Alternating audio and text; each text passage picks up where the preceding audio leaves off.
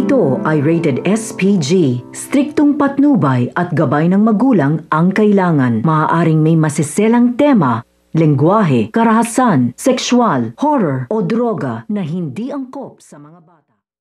Nang dahil nga sa tulong nga nito ni Nerissa kina Moira ay tuluyan na ngang nakalaya ito at ngayon nga malaya na nga siya magagawa niya na nga ulit ang mga binabalak niyang masama dito nga kina Annalyn at kay Lynette. Kaya agad nga niya kinuha ang kanyang kotse at agad nga niya na pinuntirya ito nga si Lynette. Nang papunta na nga ito nga si Lynette sa East Ridge upang mabigyan nga ng pagkain ng kanyang anak ay nagulat nga siya nang bigla nga siyang binangga na isang kotse.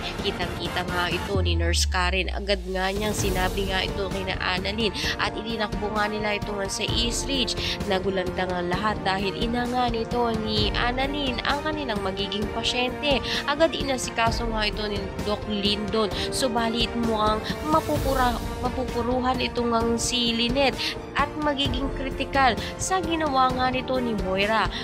Magkaroon nga kaya ng malakas na ebidensya na ito nga si Moira ang pumangga dito nga kay Lynette.